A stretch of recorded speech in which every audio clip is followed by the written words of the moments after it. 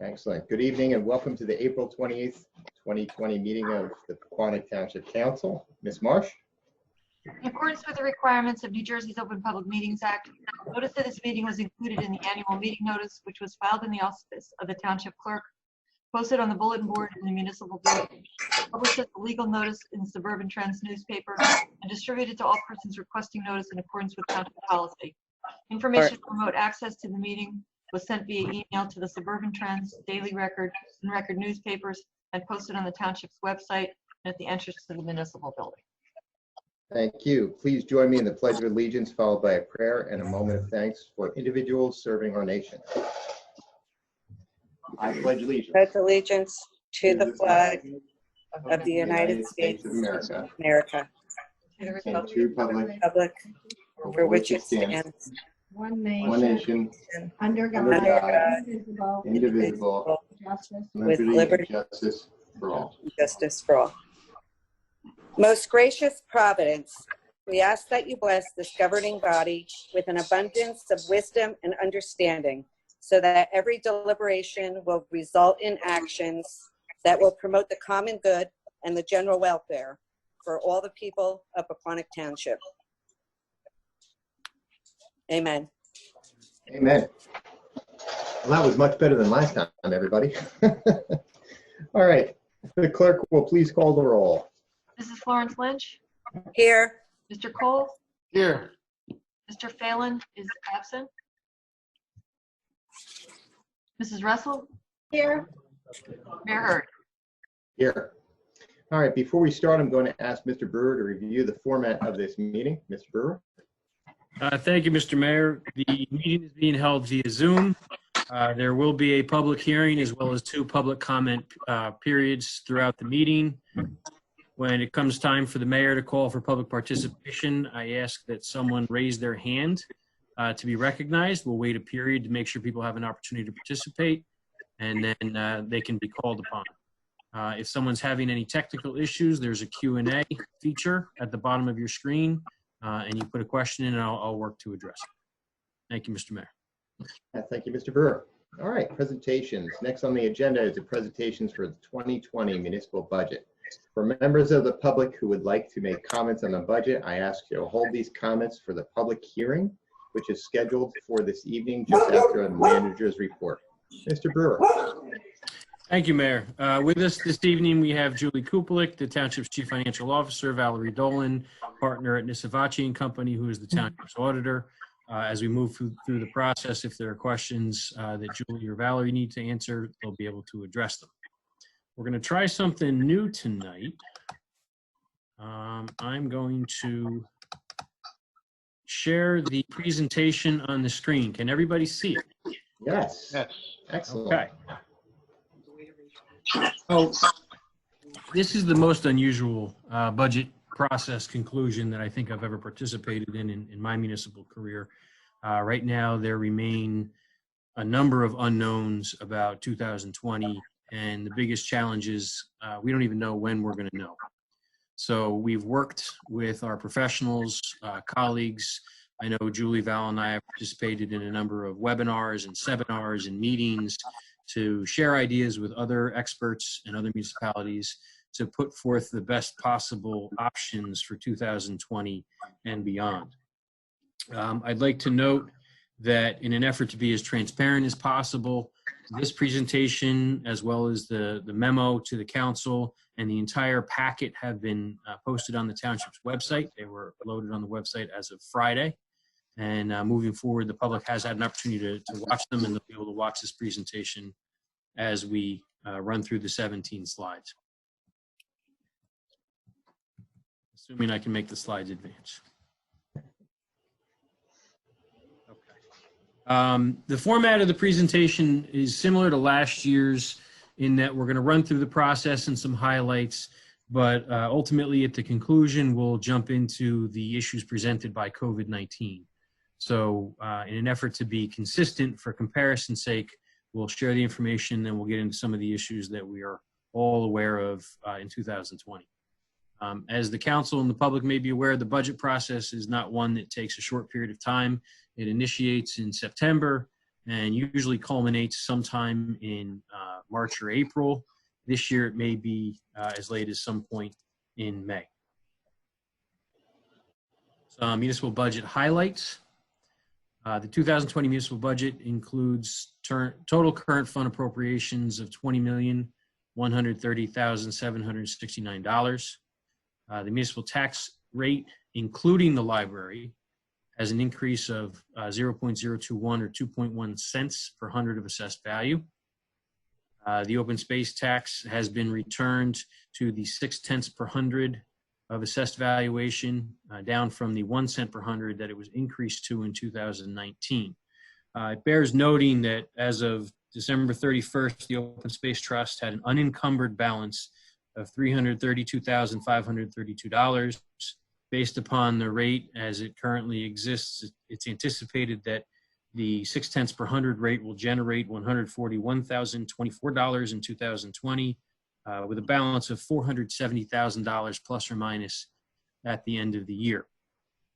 Overall, the municipal tax increase, again, including the library, is approximately 2%. Some expenses by category, and again, and this is in an effort to remain consistent with prior budgets. Salary and wages are increased approximately 4%. That is due principally to contractual increases as well as an increase in the appropriation for overtime in the Public Works Department. Other expenses are up approximately 8.16%. Some drivers of that are new payroll software, the costs associated with the grant application for the elevations has been moved into the current fund for sustainability purposes, increased expenses in legal services due to ongoing litigation, and appropriation in 2020 to have new tax maps prepared. Just for the public and the benefit of the presentation, when you look at the legal budget document, each department has two line items: salaries and wages and other expenses. Salary and wages, obviously salaries and wages that are paid to employees. Other expenses are everything from contractual obligations to paper clips to the acquisition of vehicles to vehicle maintenance. So it's essentially either salary or other. Health insurance. The health insurance is up just under 2%. This excludes the tail. As the council recalls, we made a shift in the approach to insurance to go into a health insurance fund. The tail was budgeted through cancellation of an accumulated absence reserve, which was brought in through fund balance, which will be touched on later in the fund balance slide. Pensions are up just under 1%. Debt service in the current fund is up 110,000 or 100%. And deferred charges are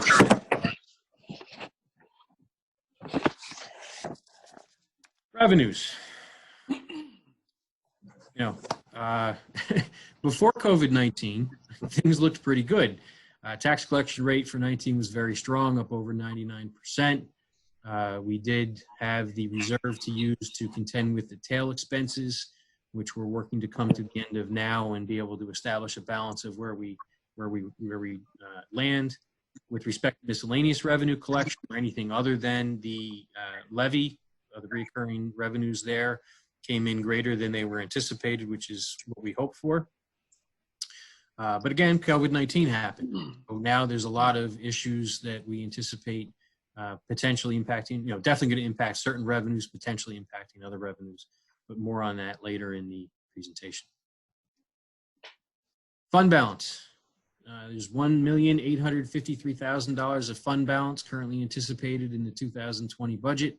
Again, it's usually about $1.5 million, but there's a greater 350 plus or minus thousand due to the tail associated with the insurance change.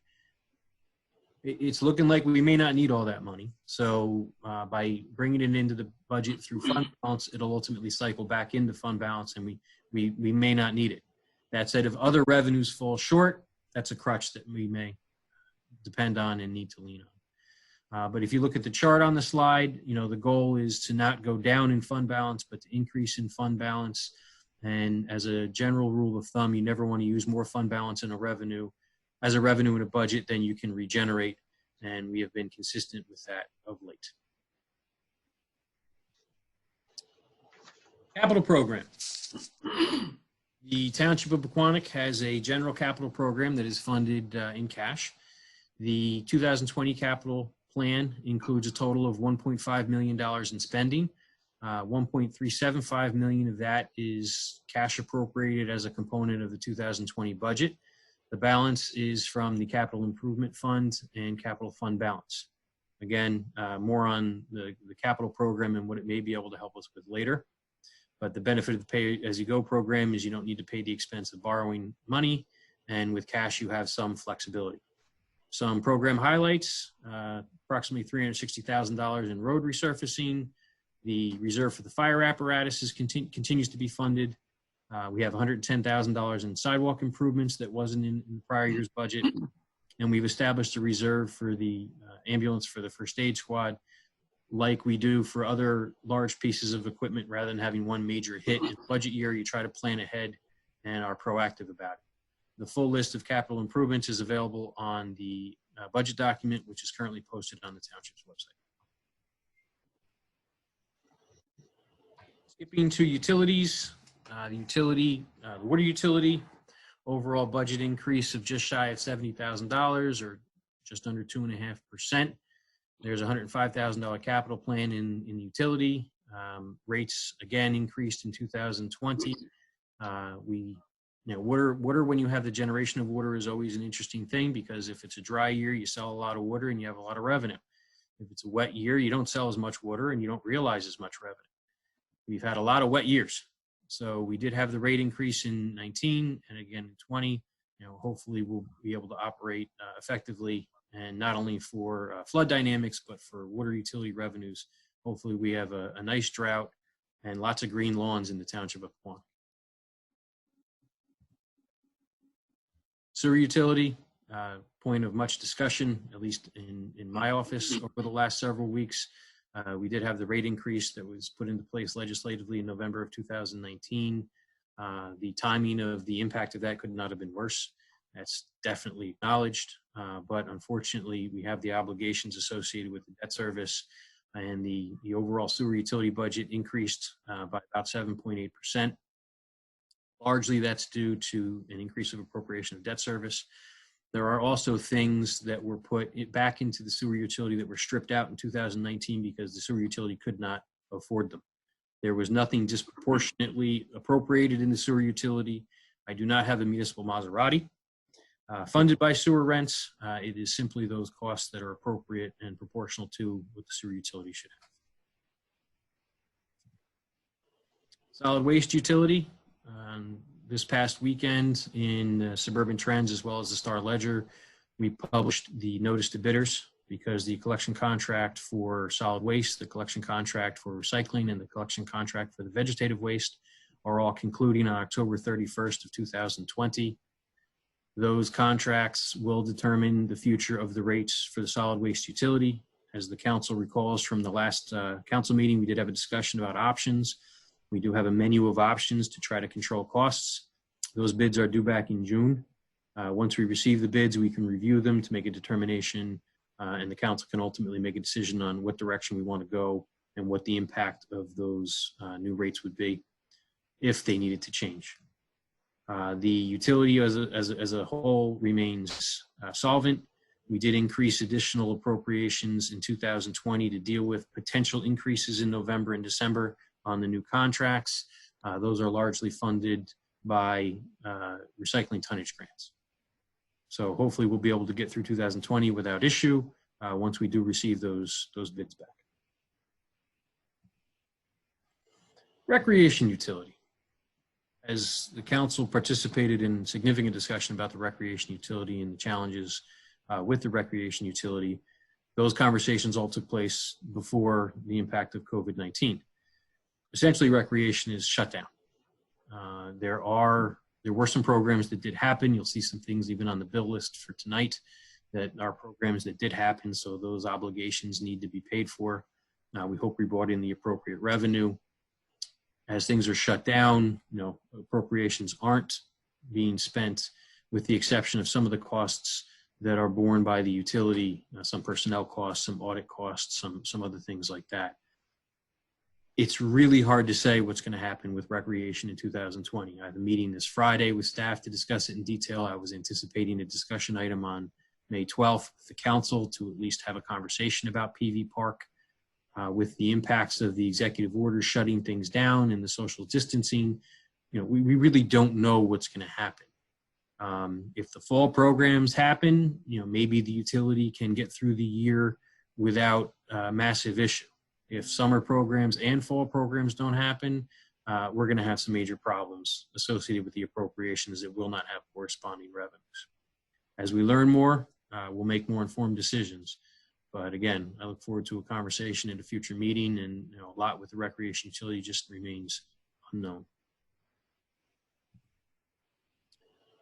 So COVID-19 and the 2020 budget. The impact is so great, it's almost overwhelming because of the unknowns. The budget, as it's been prepared, the best spending plan we've come up with was provided and introduced by the council.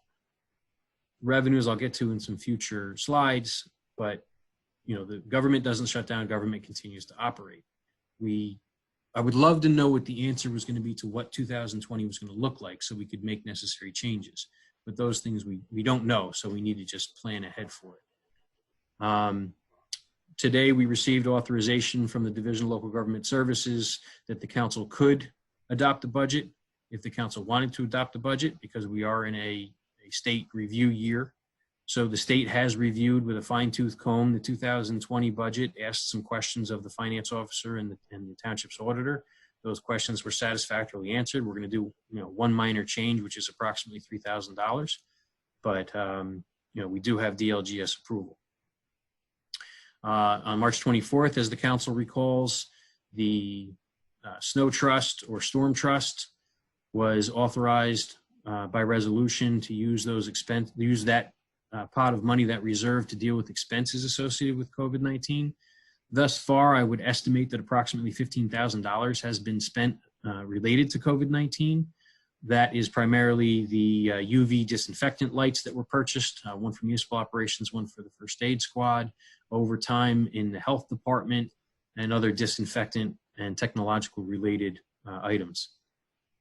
Lastly on the slide, senior staff some time ago was given direction that no money unnecessarily need be expended. Based upon the lack of knowing what the future holds, every dollar may count at some time in the next several months. So we're not going out and purchasing things that are want tos or like tos. Right now we're sticking to the have to approach. We don't expect necessarily an appropriation challenge like we do in other disasters where you need to remove debris or cut down trees or hire contractors. Really right now, because of the economy being shut down, we are expecting there to be some challenges to revenues. As of last week, sitting down, through all the conversations, I prepared an analysis that estimates, and again, this is based upon what was known last week, and it's an estimate, that approximately $360,000 of miscellaneous revenue may be in jeopardy. Some things, the municipal court obviously is shut down, so we're not deriving revenue from the court. Interest and cost on taxes, that is interest that's received through the late payment of taxes. We don't know where that's going to fall. As of right now, we've realized about 20% of the revenue, but I don't know what the rest of the year is going to hold. So that was reduced, or that was included in the analysis of $360,000. Interest on investments. We all know that there's no longer interest being paid by banks on money. So although 60% of the anticipated revenue has already been received, the analysis assumes not realizing some of that revenue. Energy receipts tax. So people commonly call consolidated municipal property tax relief aid and energy receipts tax state aid. It's a little bit of a misnomer. Energy receipts tax, approximately 100 years ago, state of New Jersey decided it was going to help municipalities and help really the regulated utilities by collecting the taxes that are due for the use of our rights of way for the wires and the poles that you see. So it's really not money that's state aid, it's money that's owed to the municipalities by the utilities that the state was kind enough to start collecting about 100 years ago. That money was always made true until 2008. And in 2008, I believe, the state withheld some of the money, which caused a lot of the immediate impact on municipal budgets. The township I was in, that withholding of energy receipts tax resulted in a number of layoffs and a major financial crisis. The $360,000 estimate does not include the withholding of any of the township's $1.2 million of energy receipts tax from the state of New Jersey. We know the state is in crisis. We have analyses that include that aren't part of this presentation. But the loss of that level of revenue in conjunction with the loss of the other revenue really creates a catastrophic situation that would necessitate the shrinking of municipal government. Uniform Construction Code, construction shutdown. There are essential projects that continue. Chilton continues to work. The home elevation projects continue. Cedar Crest continues. Her Village has a project coming online that continues. So there will be revenues derived even in the shutdown. But, we anticipated $355,000. I included the loss of about half of that in the analysis. And then lastly, hotel tax is a revenue that we definitely anticipate being something that's in jeopardy with people not traveling. So we realized about a third of that as of April 14th. Again, that was cut in about half for the purposes of inclusion in the analysis. The tax levy. There was an executive order earlier today. I'm sure we can cover that a little bit later, but the tax levy is something that we're not sure what's going to happen. My suspicion is second quarter taxes will be more solid than third quarter taxes if things continue as they are now, because most people have escrow paid up to a certain amount and most taxes are paid by banks. But the people who aren't paying through banks that do pay directly, we really have yet to see what the impact on the collection will be on May 1st. To get out ahead of some of the questions, the governor did issue Executive Order 130 today, which allowed municipalities through resolution of the governing body to move the tax collection date from May 1st to June 1st. I assume the grace period would go with that to June 10th, but I haven't seen confirmation of that yet. The tax levy, at least in 2020 for the Township of Pequannock, is more of a cash flow problem and less of a budgetary issue. The expectation that we're going to have to issue tax anticipation notes is real. Tax anticipation notes, Julie and Valerie can get into a little bit more later, but essentially when you have cash flow issues and you need to issue short-term debt in order to pay your obligations, you have to issue tax anticipation notes. So if you borrow money to pay your obligations, you're actually increasing the cost to the taxpayers. So my concern about moving dates is, while I would love to provide relief to residents more than many things, the township isn't being provided relief to the obligation to pay its entities. So we continue to have to make the county and the school district whole, even if we don't derive a full tax revenue. So while the tax collection date can be moved, obviously we can discuss this in more detail after the presentation, but I would have serious concerns about the impact of that actually increasing the cost to residents when most are paying through banks or other sources. Strategies to deal with the impacts on revenues.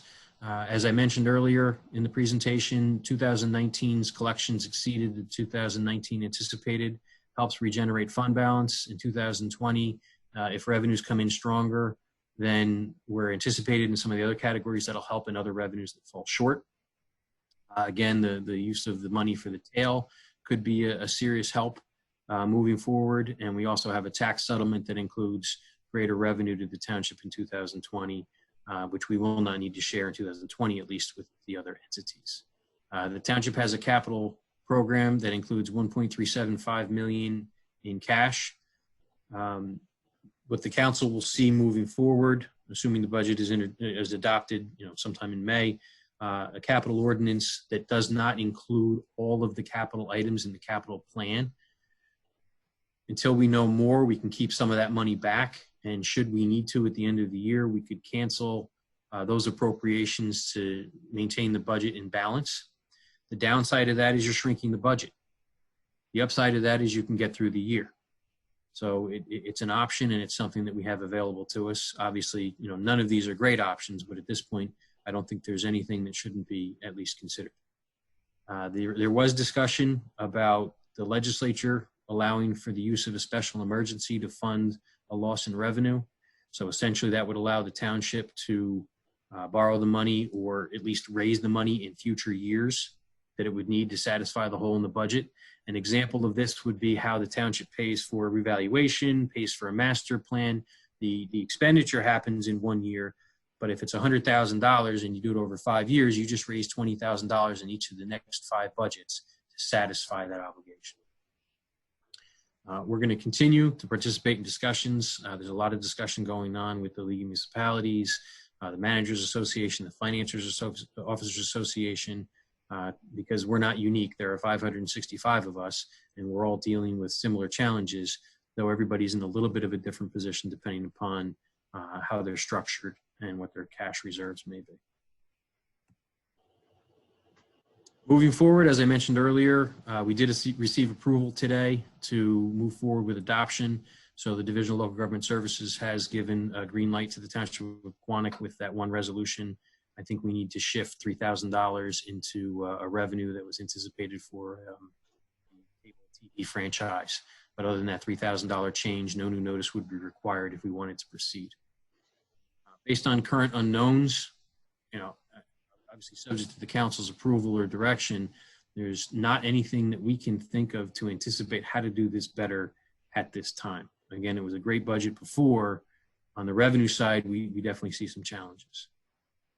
Most importantly, going back to the second slide in the deck, this is a process. We started in September. We had hearings in November. There was a lot of discussion. As the council knows, there was over $4 million in capital requests that had to be culled down to the capital plan we currently have. Many hands make light work. So a lot of people worked really hard on this. And as always, I want to thank the council. The senior staff did a phenomenal job. The volunteer board commission chairs participated. The professionals were involved. And obviously, being that it's a financial document that ends as a policy document, the finance officer is always one of the key participants in the process. That said, I'd be happy to entertain any questions from council, and then obviously the public hearing is later in the meeting. Excellent. Thank you, Mr. Brewer. Council, any questions? Yeah, I have a few. Can you hear me? Yes. Okay. So just going back to highlight a couple of the things. So I'll start back where you started with the impacts to the budget due to COVID. I think you said it's about $15,000. Was that of the trust balance of $215,821? Is that what you said, that we used $15,000 of that? Well, we have $15,000 of expenditures associated at this point with COVID-19. With COVID. Okay. Council did authorize the use of that money. Again, I don't see this necessarily as an appropriation issue this year. Right. Right. And there will hopefully be, because of the federally declared disaster, an opportunity to recover some of those expenses, or at least maybe 3/4 of those expenses, but that won't be for years. Okay. And then you had mentioned about the money that's owed to the municipality from the state. Although they've held it in the past, it was never held back for Pequannock up until this point, correct? Or based upon my understanding of what happened in, again, I believe it was 2008, I think some energy tax receipts were withheld, or some state aid was withheld from every municipality. From every municipality. Okay, so we just don't know what's going to happen with that. So that's why you put that in there as a challenge. Okay. Yeah, I just bring that up because the state has done something, in my understanding, and Valerie can correct me if I'm wrong, but it was rather unprecedented that the state has extended its fiscal year. Mm-hmm. That's almost the federal government printing money. It's just one of those magic things that, local government just can't do. Right. Okay. So I don't, if the state is magically making 14 months 12, I wouldn't expect anything being off the table from the state's perspective. Right. Okay. I'm trying to think what else there was. All right. And then of course we're talking about the you know, you had talked about the potential how the council could do something with the extension of the tax payments, but because of the cash flow issue and the fact that we would have to borrow money, it would end up costing the taxpayer money anyway. So that's not a recommended.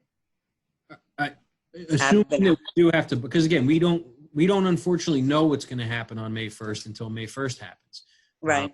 We've not seen, there's one large bank that deposits a lot. We don't know. So Right. My concern is changing. We've already, I'll be direct and honest and open for the benefit of the public. We've already, with the Board of Education's consent, shorted them in the second payment of 2020 in April. We're going to have to make a whole after that.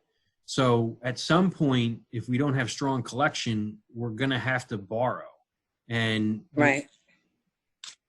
I see that we have some short-term issues in 2020, some medium-term issues that are going to manifest themselves in tax appeals in 21 and 22, and maybe a little beyond that, and then long-term issues, depending upon how all of this comes out. I wouldn't hurt ourselves in the short term to make the long-term process even worse. And if you borrow money and it ends up costing the taxpayer more, that on its face is a generous gesture. The reality may be the opposite. Right. Okay. And my last question has to do with the capital plan. Maybe you can't speak to this now, but if we were to have to reevaluate some of those capital projects, are there ones right now that would probably be pushed off? Or is that a discussion to be had yet? What I've done, we wouldn't be looking to introduce the capital budget or the first capital ordinance until the budget is adopted. So I've charged the department heads with reviewing their requests with what's been funded. Okay. And really identifying the needs. Okay. If something's not included in a capital ordinance that's introduced in, say, May, that doesn't mean it can't be included in a capital ordinance that's introduced in August. It just means, we'll slowly wade into it and reserve as much as possible based upon what we anticipate could happen in the future. All right. So all the department heads are relooking at their needs, I guess. Yeah. Okay. That's it for me. But we're leaving the full amount of the capital projects in the budget. Yes, the appropriation as it stands in the budget remains. It's just, it won't be shifted from cash appropriation to available and ready to spend on projects. It'll be just left in the budget. Kyle? I think it's interesting to know, and I think this is a really good way to look at it, is that we are not pushing back the due date for taxes from May 1st to June 1st. We are extending the grace period.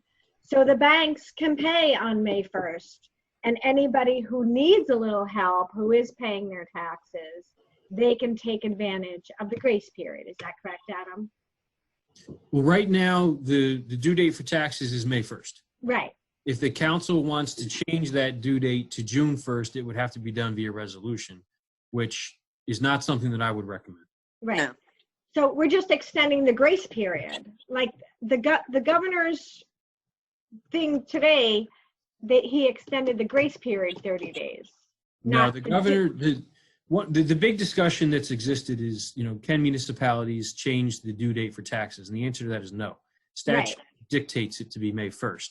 The governor's executive order says that if a town wants to move the due date, now he's saying by executive order, which I'll leave my opinion on whether it's legal or not out, but by executive order, he's saying if a governing body wants to change it, now a governing body can change it. Right, but I thought his executive order didn't state changing the due date, changing the grace period, no?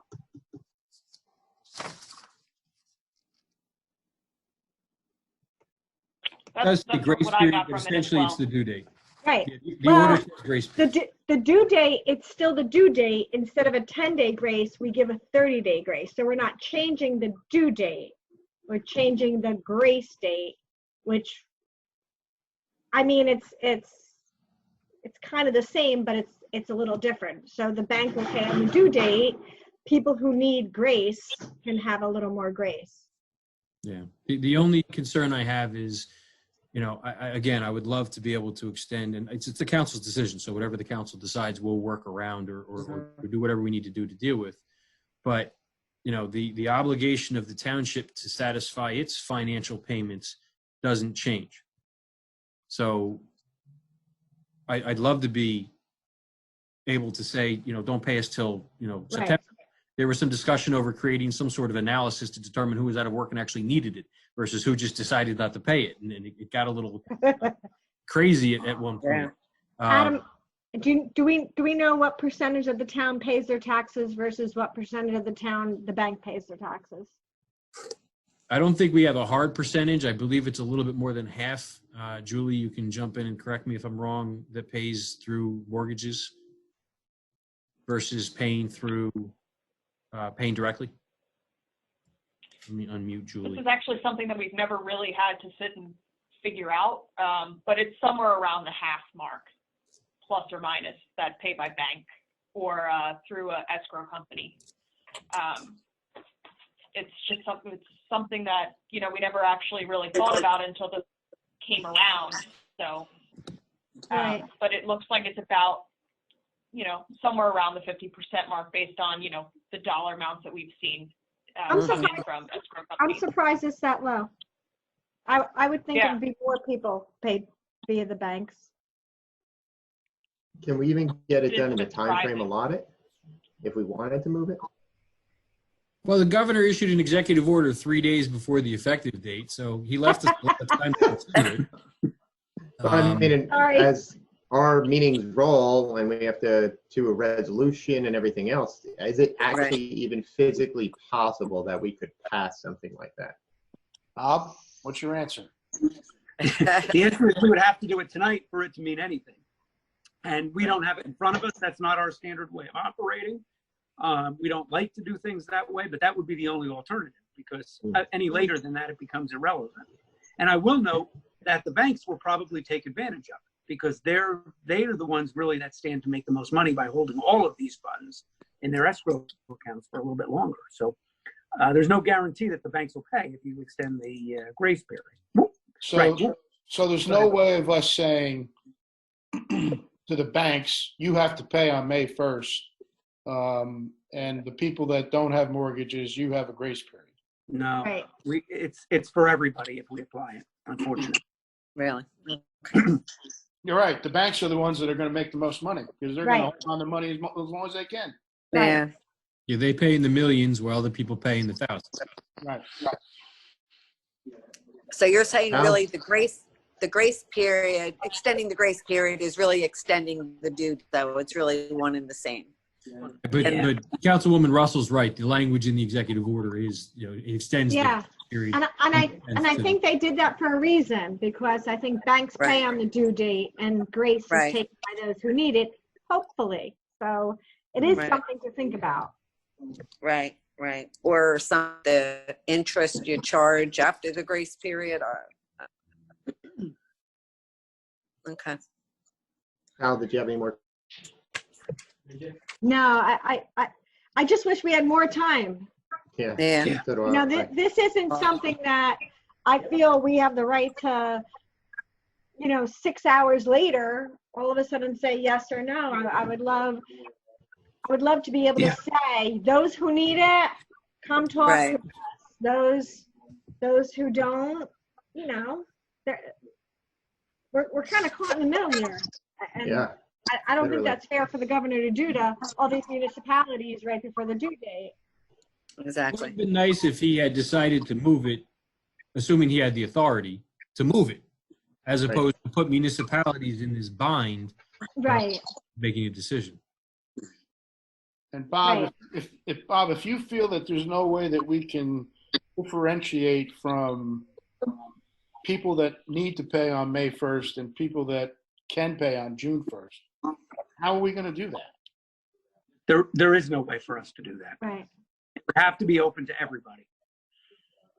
And unfortunately, I agree with Kyle. I think it's a great idea, but Right. it's not the people that we really want the help that's going to benefit from this. I mean, the banks, you're right. The Correct. banks are going to hold their money as long as they can. Yep. That's true. We're stuck. And then we're going to have to borrow money, and then we're going to have to say to the residents, okay, listen, we borrowed money at X%, and you got to pay that too. Yeah, and that's the entire county. Yeah. Yep. Do banks normally pay by the due date or by the 10th, by the grace date? It's a mix. Like some banks do take advantage of that 10-day grace period. So we don't have all the bank checks by May 1st. Right. So. They send checks, it's not automatic deposit? No, yeah, the escrow companies, the banks, they still send checks, yeah. Wow. Yeah, they don't want you They to send have their files banking for block information. and lock, but- Exactly. Interesting. All right, Dave, did you have any other questions? No, unfortunately, I really don't know if we're going to be able to do anything. I mean, I would love to. I would love be able to help. But if we can't say, okay, everyone that has a mortgage has to pay by May 1st, and everyone that doesn't have a mortgage, you can pay by June 1st. I don't think, we're going to be able to do anything. Yeah. I think there's also Thank you. some unintended consequences of the benevolent act. I think you have now all of a sudden a third quarter that's 2 months as opposed to the longer period. I would guess that the third quarter of 2020 is going to be a more challenging time for people based upon being out of work potentially. For longer. Escrows are usually 5 months-ish.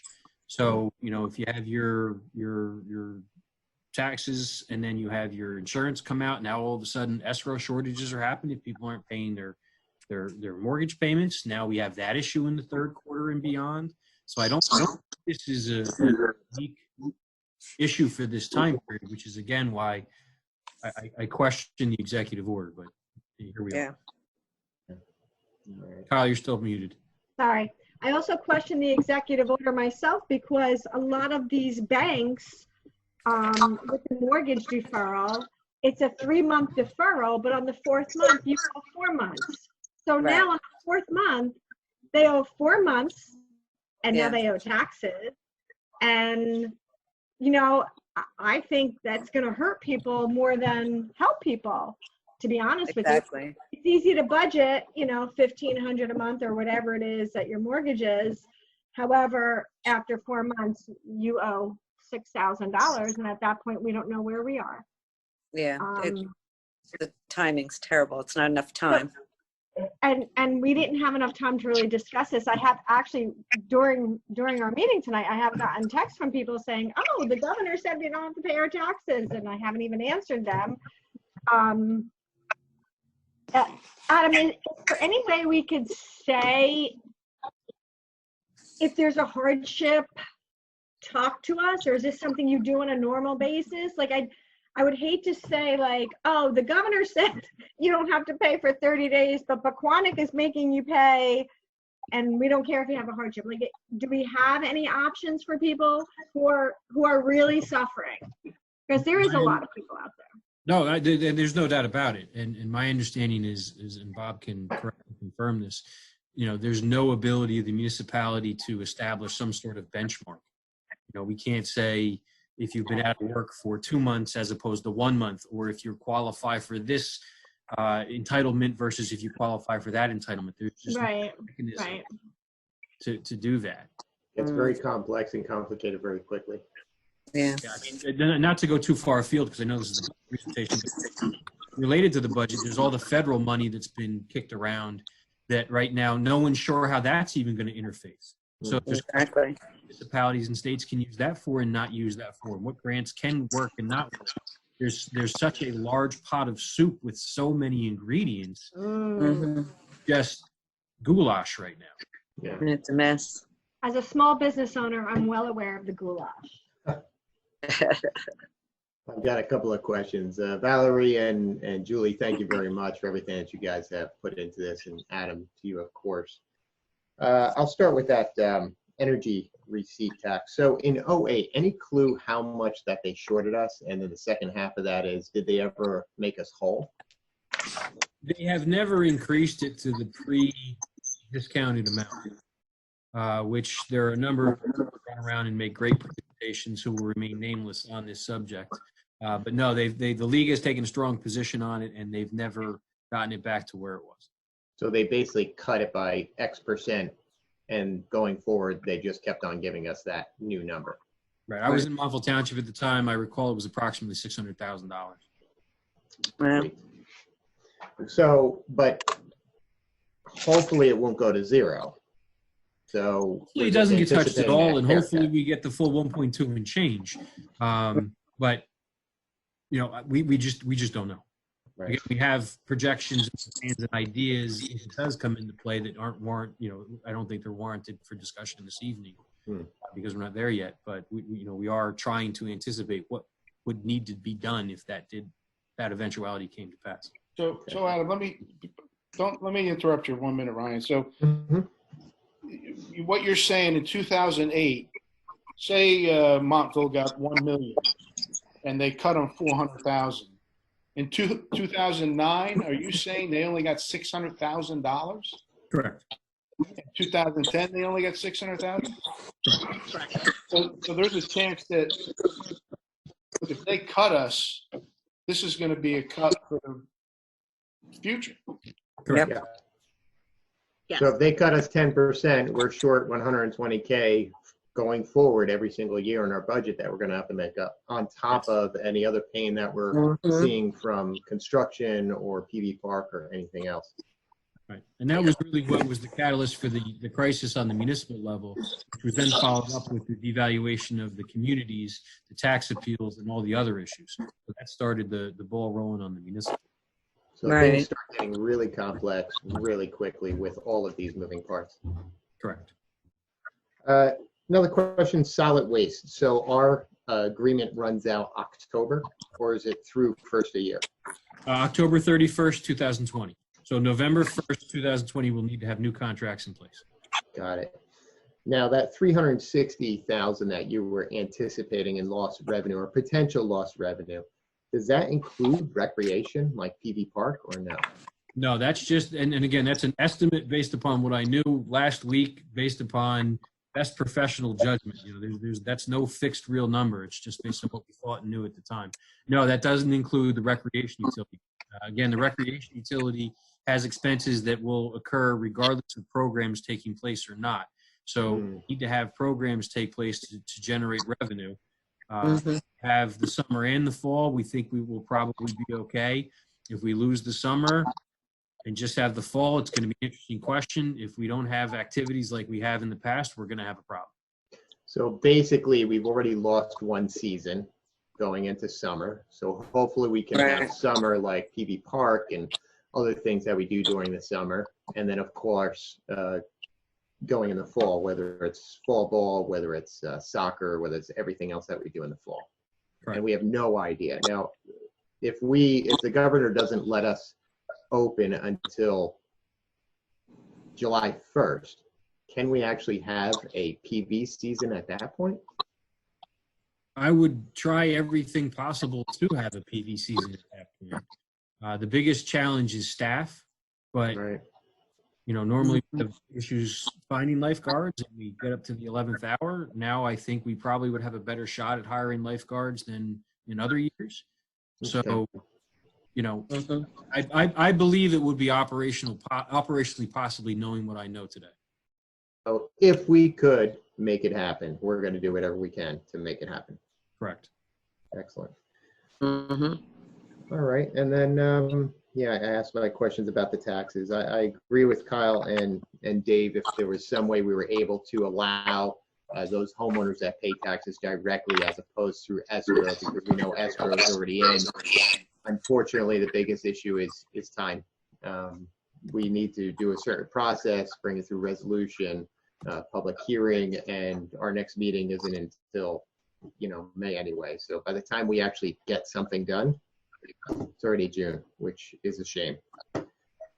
Alrighty, that's all my questions. Anybody else? Excellent. So let's start moving forward. Thank you very much, Adam, for that presentation. Now we're going to report from volunteers. At this time, if there's any reports or comments from any of the volunteers serving our community, please raise your hand and wait to be recognized.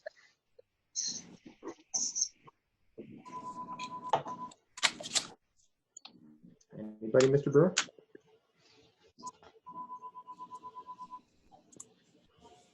There are no hands raised, Mr. Mayor. Excellent. All right. Moving forward, public comment. Next item on the agenda is public comment. This public comment period will be limited to a total of 30 minutes. An additional period for public comment is reserved later in the meeting. Individuals are requested to limit their questions and comments to 3 minutes. And again, if you are speaking on the municipal budget, please wait for the public hearing, which will be in just a few minutes. If anybody wishes to address the council, please raise your hand and wait to be recognized and provide your name and address for the record. Mr. Mayor, we do have one hand raised. I'm going to allow the person to speak in the meeting. Excellent. Welcome and thank you for attending the meeting. If you could give us your name and address for the record.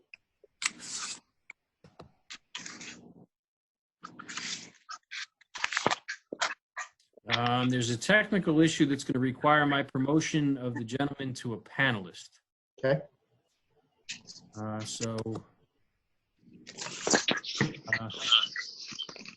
Can the resident speak? Might be muted. He's muted right now. I'm clicking in mute like it's nobody's unmute, like it's nobody's business, and it's not unmuting. Huh.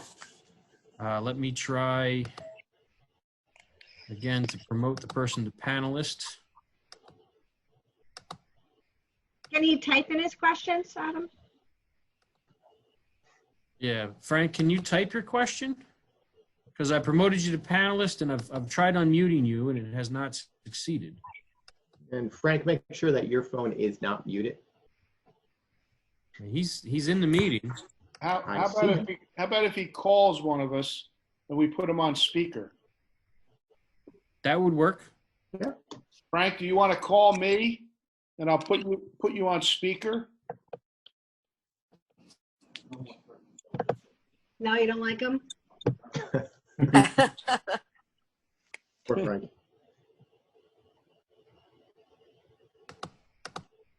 All right.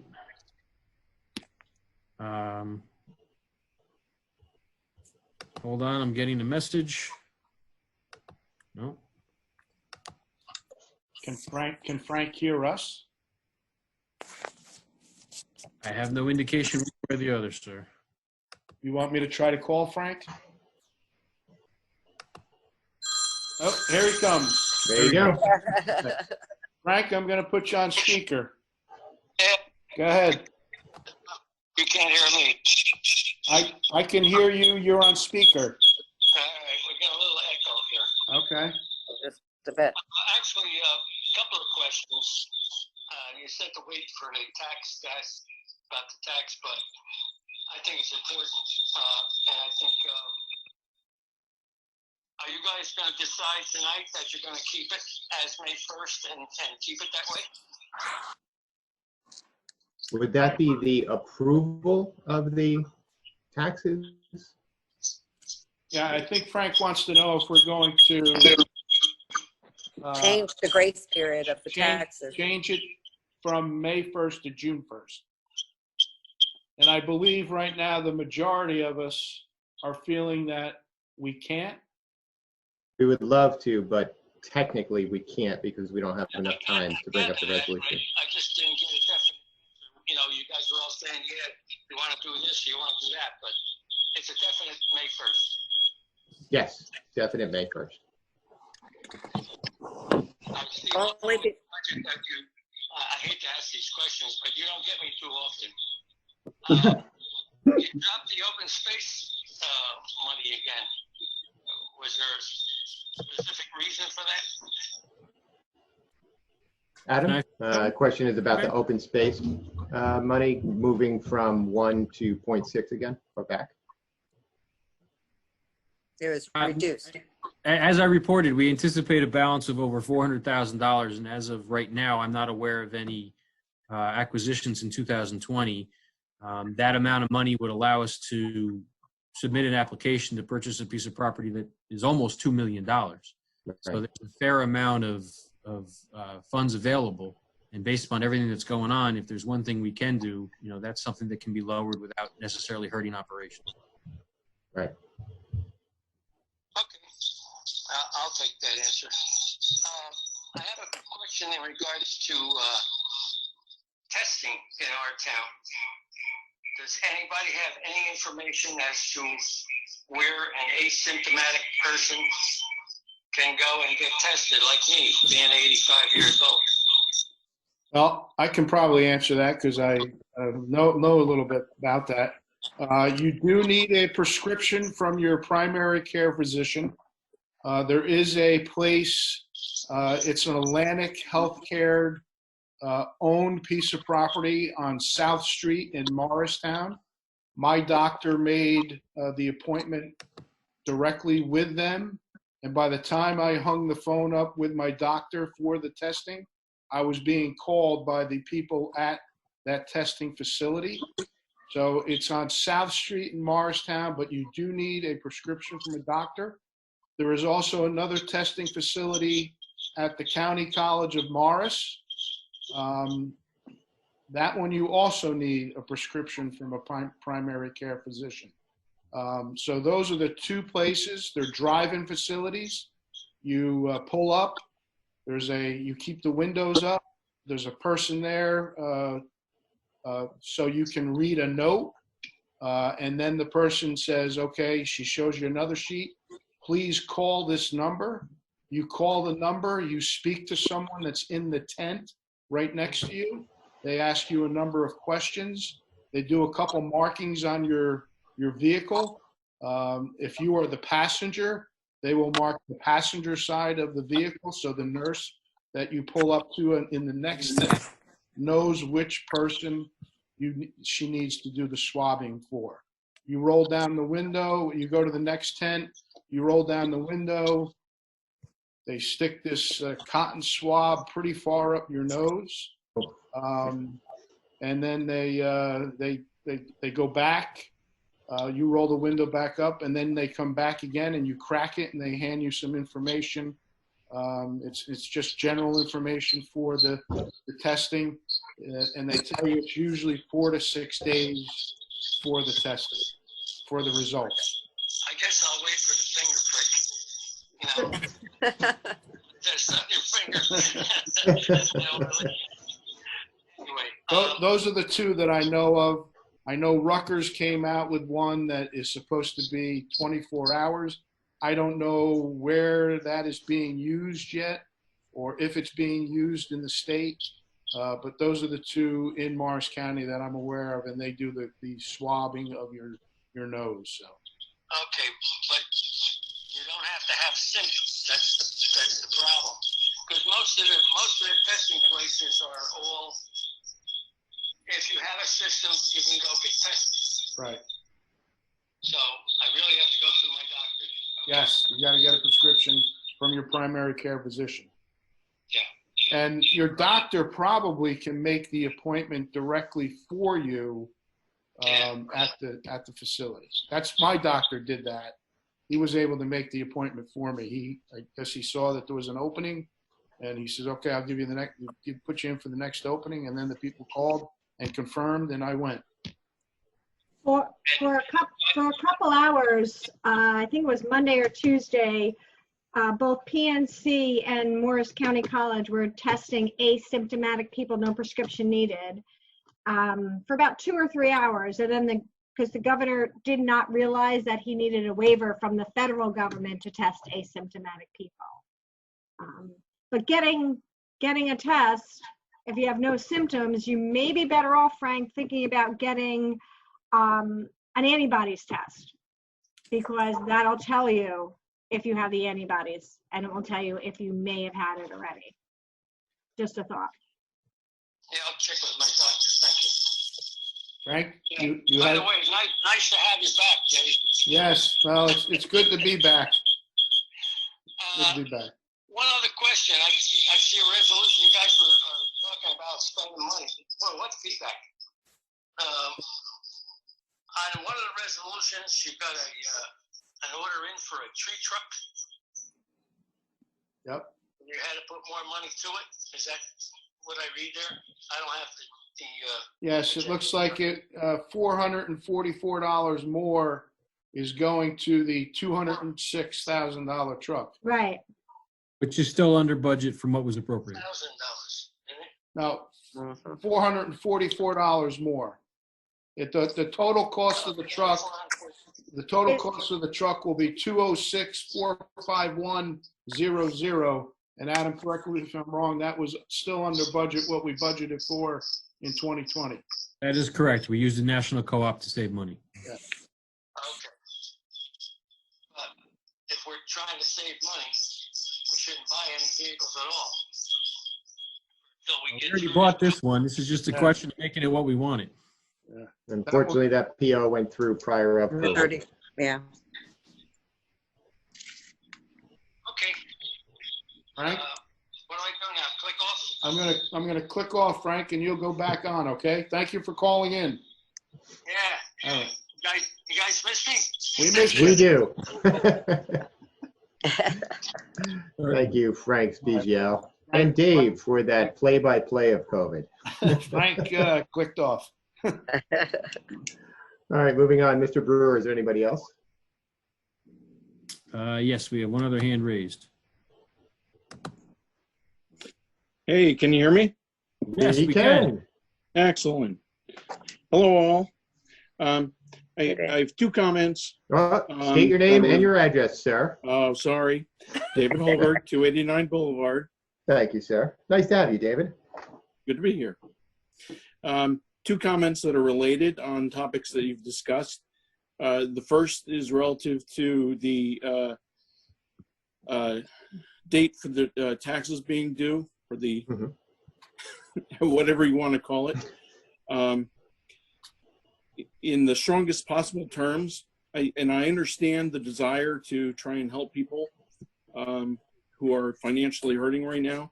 This is a really bad idea for a whole lot of reasons. Please don't do it. Don't consider it. Once you move that date, that you will encourage people who have the ability to pay their taxes, including banks, and your largest single taxpayer who pays more than 10% of your entire tax bill will make a business decision to delay that payment for 30 days. You still have financial obligations that you have to meet. So please do not consider that. The other related comment is relative to tax anticipation notes, and I know that you've already done the resolution to authorize that. That should be a solution of last resort. You should do everything possible to manage cash flow, within your means, and you've got, a variety of ways to do that, including reaching out to the schools and county, and the county has, indicated they'd be willing to talk. So there's a lot of things you can do to minimize your outflow before you actually have to borrow money, because those things are, you don't want to increase the cost for taxpayers next year when you already know you're going to have revenue issues going on. Why pay % or two on borrowed money if you don't need to? So those two things together, please don't move the tax date and try everything possible not to borrow money. Thanks all. Thank you, Dave. I appreciate that. Thank you. And out of that is a good point, because especially if the earlier that we do anything like that, I think that's going to compound more problems going forward. So the further that we can push anything out, I think we're better off. And then just a side note, if we do the TINs, does that hurt our credit rating as a township at all, or it's just another credit that we pulled? It's just another source of debt, short-term debt. Okay. All right, thank you. Anybody else? No other hands, Mr. Mayor. All right, thank you very much. All right. At this time, we've reached 30 minutes to public comment, sort of. As previously noted, an additional period for public comment is reserved later in this meeting. Next is the manager's report. Mr. Brewer. As you've all had to suffer through hearing me talk long enough, I will do this as briefly as I can. Obviously, we covered the budget, coronavirus. We continue to operate. We get the news. We know what's going on in the community. We received correspondence from the County of Morris with respect to the Community Development Block Grant Program. We participate in Community Development Block Grants through an interlocal agreement with the County of Morris, because otherwise we would have to be directly eligible to the state of New Jersey or the federal government as an urban area, which obviously we're not. So the best opportunity to get access to these funds, which we have had some success with, is through our partnership with the County of Morris through the interlocal agreement. There's no proactive act needed to continue to participate in another 3-year round. I just wanted to confirm with the council that proceeding with continuing our participation with the interlocal was what we would like to do. I say yes. Dave, Kyle, Yes. Melissa? Yep. I Okay. would say, Yeah. Good. There's no response required, but I just, for the benefit of making sure everybody knew what was going on, wanted to confirm that for the record. And then with all the doom and gloom and challenges out there, positive note, we have finished the paving of Hillview Road and Hillview School parking lot with corresponding striping. The parking lot was the subject of an interlocal agreement with the school district. The school pays for about a third of it because that's how much they owned. But it was nice to get a project completed that not only was a partnership with another entity in the community, but also Hillview Road was a DOT-funded project. So those were completed. And that's my report. Well, thank you very Is there much. any other projects that's going on at Hillview Road? Didn't we get a grant for the guardrails or something like that? We applied for a grant for additional aid to replace all of the guardrails because it would have been extraordinarily costly because of all the beginning points and end points. We did not receive that grant. Okay. Thank you. Any other questions? All right, seeing none. Next on the agenda is a public hearing on the 2020 municipal budget. Is there a motion to open the public hearing? I'll make a motion to open the public hearing on the budget. I'll second. All in favor? Aye. Aye. Aye. Excellent. If anyone in the audience has questions or comments, please raise your hand and wait for the recognition and identify yourself for the record. Mr. Brewer, do you see anybody? I am looking. I just want to make sure we give ample opportunity. There are no hands raised, Mr. Mayor. All righty. There being no comments, is there a motion to close the public hearing? I'll make I'll that. make a motion.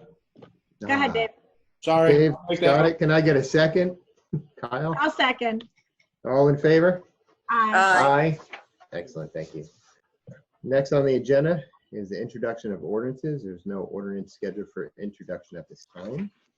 Next on the agenda is resolutions. Ms. Marsh. Beginning with Resolution R 2020-109, approving change order number 1 for the purchase of a tree truck, increasing the contract with Terex Utilities Incorporated by $444,000 to a revised contract price of $206,451. Resolution R 2020-110, authorizing tax office refunds, overpayments, or cancellations, and R 2020-111, approving payment of the itemized claims as set forth in the August 23rd bill list. And the August, I believe there's an August 23rd FEMA list, which I don't have in front of me, Okay. but it is on the title of the resolution. All right. Are there any comments on the resolutions from council?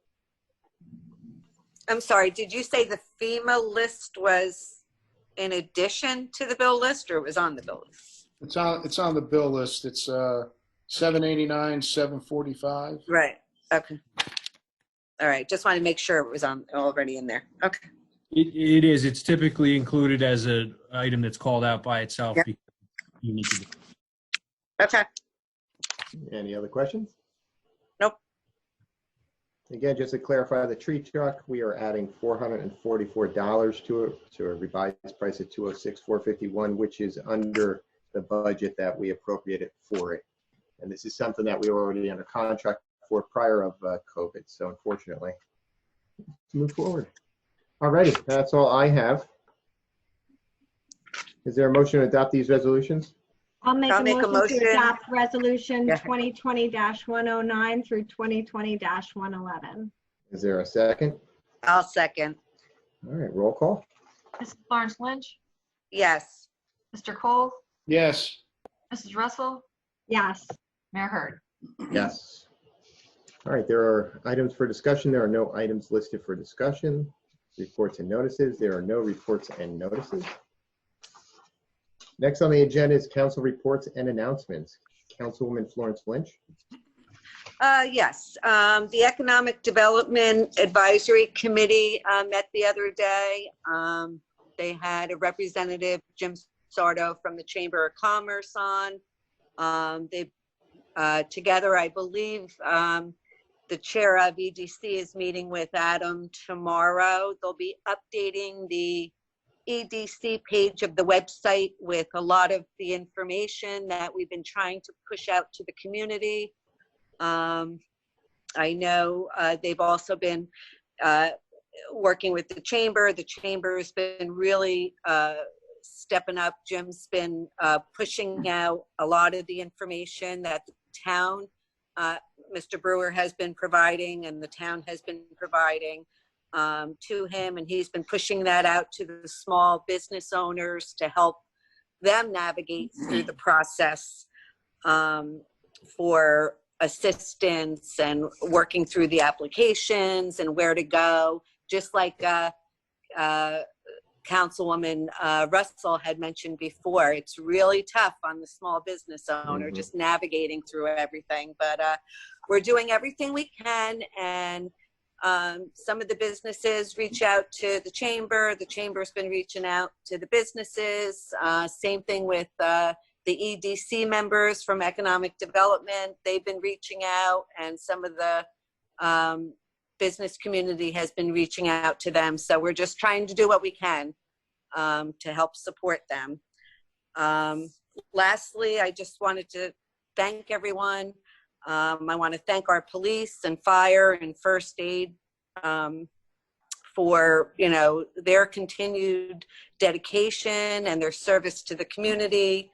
Thank our healthcare workers for all they're doing to save lives, their own lives at risk. Thank you to our town employees and DPW for all their continued hard work and commitment.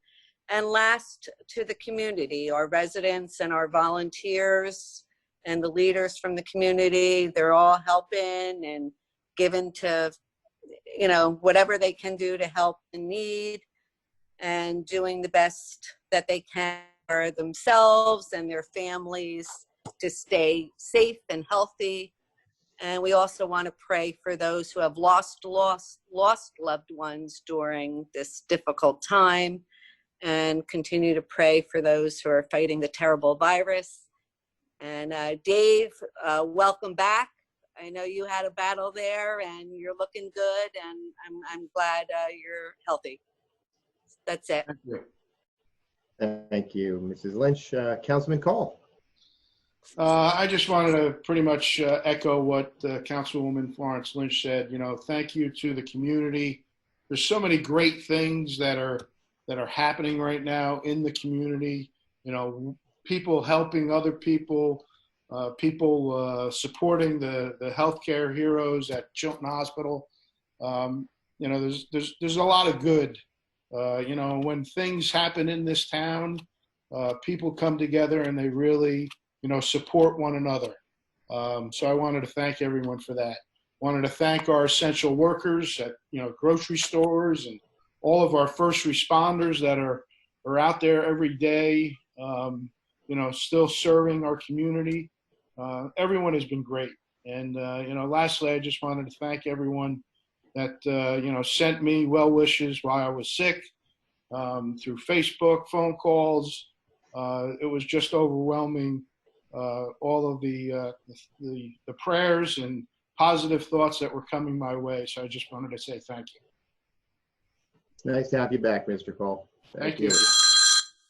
All right, Deputy Mayor Russell.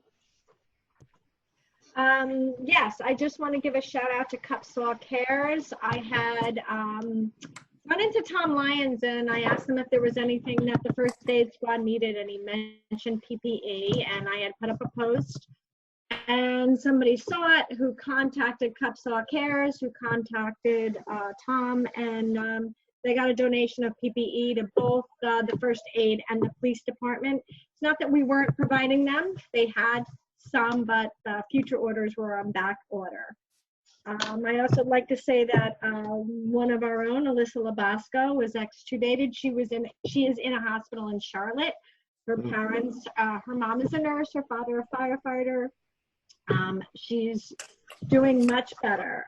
Prayers still remain for Colby Douglas, another township resident. And I just want to give a shout out to Tom Lyons and Diane Kopp on their engagement. Some happy news during this craziness. And I just want to thank everybody. The whole town has really, really come together. They're doing a lights on for seniors at 8:20 on Friday starting. The field lights will be lit, and everybody's asked to put on their house lights for the 2020 seniors. I have one who's rolling his eyes right now in the background. Thank you. So that's this Friday at 8:20, correct? Yeah, 8:20, porch lights on for seniors, and there will be lighting the fields. And I think they're going to do it every night. And it's a nationwide thing that they're doing for 2020 seniors. Excellent. Well, thank you very much. I have a couple of things. Again, I'm going to echo what everybody else said. Thank you very much. And for those that are going through this crisis, I know we're all going through it together, but those that are sick, we're glad to see you back, Mr. Cole. We understand what you went through, and everybody that is going through that right now, you know, our hearts and prayers do go out to you. And for everybody that has gone through it, welcome back. We need you. We want you around for the long haul. I was honored to deliver food at Chilton the other night. I picked up from Bon Mielo's. I probably said that wrong over in Riverdale. And it was sponsored by Community Partners of Hope. And I got to tell you, it filled up my entire van, 121 dinners, and it smelled incredible. So too bad there wasn't 122, but we'll do what we got to do. That was great. I've been on a bunch of phone calls, as Adam knows, with everybody in the world. I was on the phone with Congresswoman Mikey Sherrill the other day. I am voicing my concerns for the business community of Pequannock. We have 437 small businesses in town, and we're still having issues with the PPP program, the Payroll Protection Program. We still have issues with unemployment, as well as unemployment for the business owners. I did get an update on that. Unfortunately, we have no idea when that's going to happen. They are complaining about the system, which was built on a 40-year-old mainframe running COBOL, which I know because my mother used to specialize in that. So maybe my mother can help them get their act together. But in the meantime, it looks like, unfortunately, they do not have a date for me. We also are asking about when we're going to start opening up. I know Governor Murphy did his 6 points. I know that we were able to open up a few more essential businesses like dog groomers and whatnot, but we got to keep it going. And lastly, I want to thank all the residents in Pequannock because you guys have been doing great. We have been social distancing. We haven't been keeping inside. We've been doing all the right things, and that's reflected in our numbers. They are not as bad as other towns around. They're actually very good. They're stabilizing. So again, I want to thank everybody in Pequannock. I really appreciate it. Everybody's doing the right thing, yet still going outside. So as humans, we are very resilient and we can make this happen. So thank you very much. And our hearts and our prayers are with you. Okay. Ryan, can I say one more thing? Absolutely. I just also, I forgot to mention, I just wanted to give a shout out to Chilton Hospital. I was there for 3 days. The care was exceptional.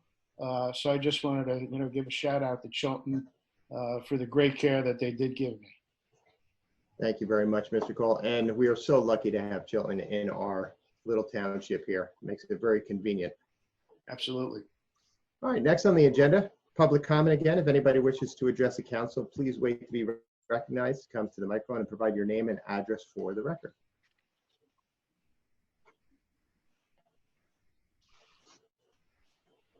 Mr. Brewer, you are on mute. We do have a hand raised. Let me see if I can get Frank. Frank, can you speak?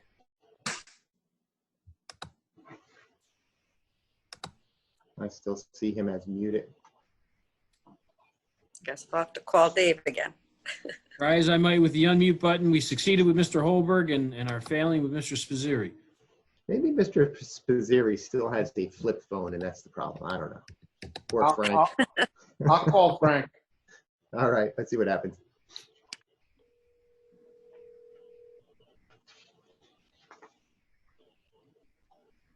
Yeah, I just wanted to test it out again, that's all. You just wanted to test it out again? Frank, if you can hear me, when I try to allow you into the meeting, it identifies that you have an older version of Zoom. So maybe if you update the version, it would allow you in. I got too much echo, I didn't hear that. So Sorry. Adam said that it appears that you have an older version of Zoom. So he's suggesting maybe if you update the version of the Zoom that you have, we'll be able to hear you over the computer rather than us communicating by phone. I'll try that. All right? All right. Thank you. Actually, All I right. got it off the website. He got it off the website, I'm Adam. using your link. Oh. Thank you, Frank. I appreciate it. And yes, there was just a major update about last week. So Frank and everybody else, if you can update your Zoom, and also does security preferences. And we'll check the links and confirm the best. Yeah. All right, Mr. Frank. Brewer, anybody else? No, Mr. Mayor, no one else has raised a hand. All right, next on the agenda is minutes for approval. We have April 14th, 2020. Mr. Colt to abstain. Any comments, questions? None? Can I No. get a, is there a motion? to approve I'll make these a minutes? motion to approve the minutes from the April 14th council meeting. Can I get a second? Second. All in favor? Aye. Opposed? No? Excellent. All right, there are no items for the closed session. Excellent. Well, thank you very much, everybody. I really appreciate it tonight. There being no further business, is there a motion to adjourn? I'll make a motion to adjourn. Can I get a second? I'll second. All right. All in favor? Aye. Aye. Opposed? Nobody. Meeting is adjourned at 8:24 p.m. Thank you very much, everybody. I really appreciate your time, and God be with you. Thank you. Thank you. Good night. Thanks, guys. Good night. Bye, guys. Good night.